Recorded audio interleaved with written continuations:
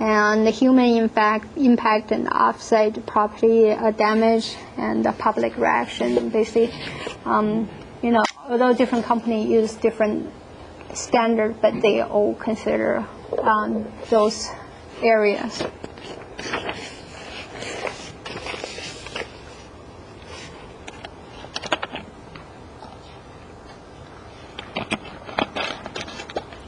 Next one, we're going to talk about the likelihood, how often a failure to happen.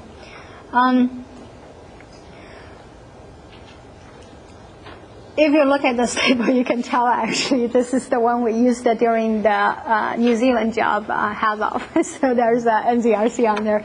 It's their company standard in terms of determining that how the likelihood for some failure to happen. It can have 5 values as well, and the most frequent is you happen more than one event less than 10 in 10 years, more than happen or likely to occur more than once a year within the company. So that's considered frequent, and improbable is basically unlikely to happen everywhere. So.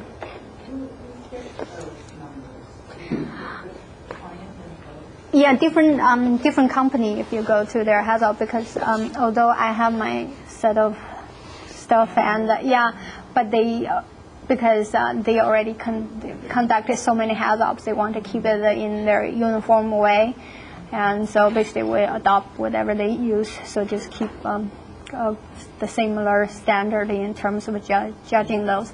But the thing is, although they're different, they're very similar. They consider all the same aspects. Maybe just the number is slightly different. And here is another company. They use different way to determine the likelihood. And actually, I think this one is used by thumbs.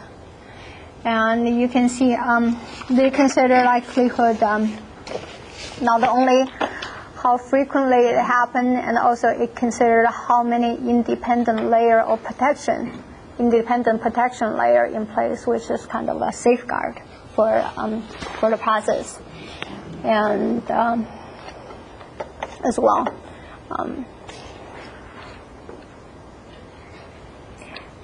We just talk, I guess, because in this is talk about the independent protection layer, and I thought it's good to talk about this concept a little bit, and it's also good to use when we design the system and thinking about ways to protect. And of course, the first one is we want to use an inherently safe process design. And then we need to have administrative controls. That's basically maintenance and the operating procedures and the operators and the alarms. And also we need to consider the basic process control, like different kind of links in terms of calculating the flow rate from one line and decide how much we need to add on the other chemical, things like that.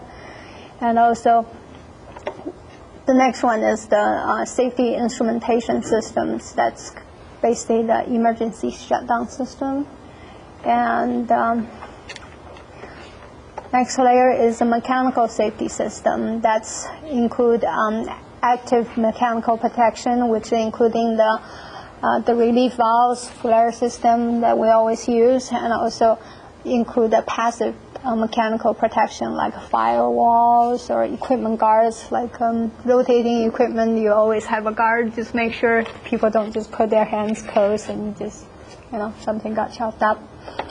And the lastly, we always have an emergency response plan. So in case something happens, how can we minimize the loss?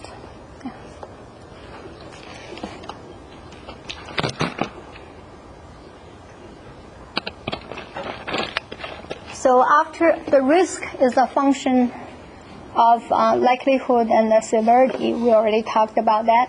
So after we decide the severity and the likelihood that come with the risk ranking, and by following this table, basically you put the risk, the likelihood level in here, and also severity level, and basically you can have 5 different levels here, and A is acceptable, not the issue, so we don't need to do anything. And the B, if the risk is followed into B level, that's it's acceptable and no mitigation action required. So we don't need to do any design changes. No need for any recommendations. But if followed into C, it is acceptable with controls. So we need to verify that the administrative control are in place. If a failure falls into D or E level, which is undesirable, that's we definitely need to have a recommendation and needs to mitigate with engineering and administrative controls, and to a level 3 or lower to get into this area. And E is the worst, and it's basically have a critical risk, and needs to bring it down. So before a plan startup, and we need to go through all the reviews and make sure all the risks have been mitigated. If there's any D or E level, actually the plan is not allowed to start up. And this is the matrix. So if it's a recommendation needed, the recommendation should be falling into one of those areas. Either it is an alternation to the physical design or the control system, or it's a change of operating method, or a change in the process, like lower the temperature and pressure, make it safer, or a change in the process materials, and a change in testing, inspection, or calibration of the key safety items, or a reduction in terms of reducing the number of people affected or the value of the property exposed. And there's a very important thing everyone needs to be aware of is the HAZOP purpose is to identify the potential problems, but not to solve it. If there's an obvious way to resolve or mitigate the risk, of course we'll add it into recommendation. Otherwise, we can leave it as there and to be resolved later, rather than decide during the meeting.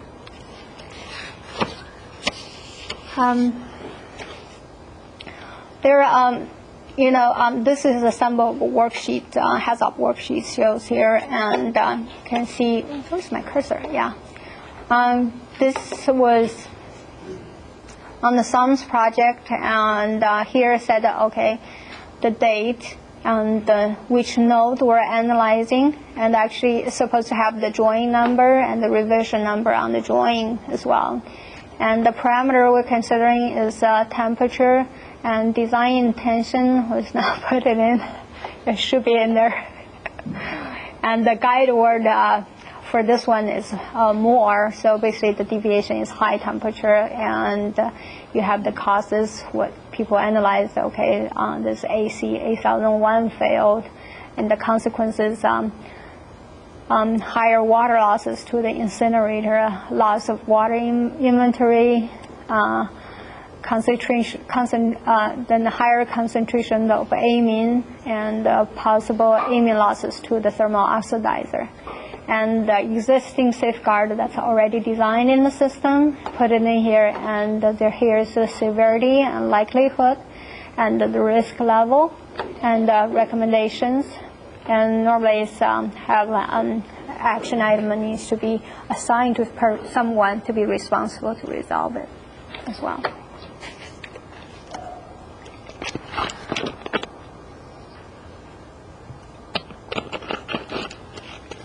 So here is a graphical a presentation of the HAZOP process. So basically, first you need to design a study, separate the process into a study node, and review the design intention, and also select the guide word, and from the guide word you find the meaningful deviation, and find out the causes for the deviation, and also consequences for the failure, and the existing safeguard in the process. And afterwards, you evaluate the risk and see if it's a need to reduce the risk, and then you repeat the same process.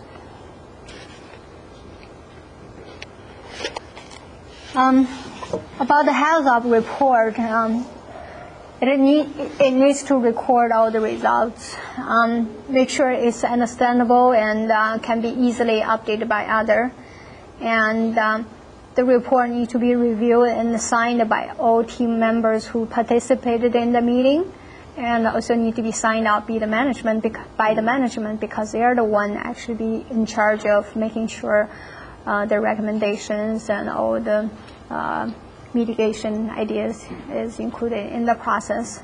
And also HAZOP report need to be kept in a permanent PHA file.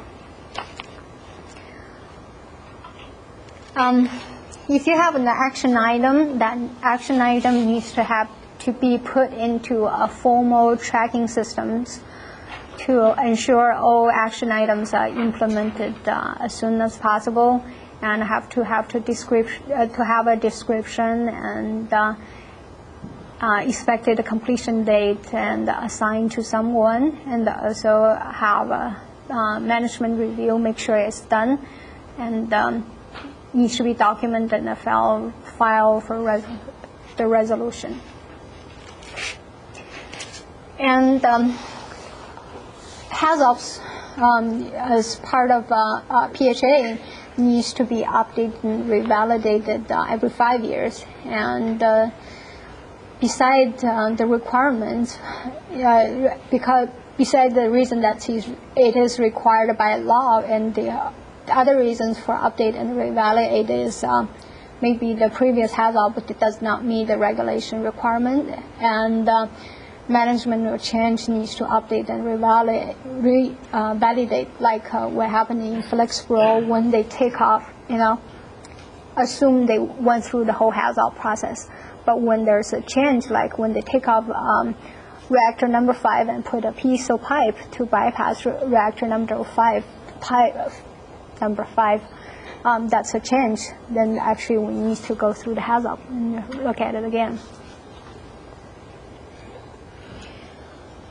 And here is the OSHA requirements on the report. And there's always an audit on this, and so because of that, we need to make sure the HAZOP record is complete, and all deviations are covered, and all causes are listed, and we need to record everything that's being considered during the meeting, and make sure the report is traceable and understandable.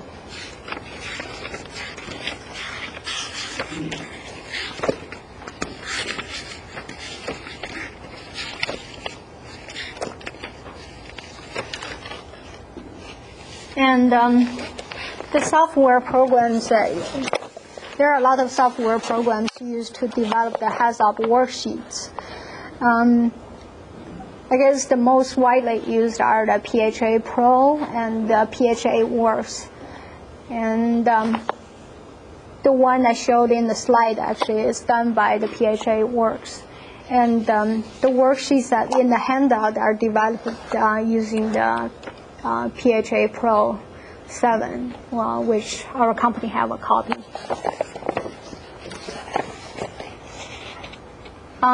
I think that's it for this session, and we'll take a break, and the next one we're going to do a group exercise and trying to do an actual HAZOP.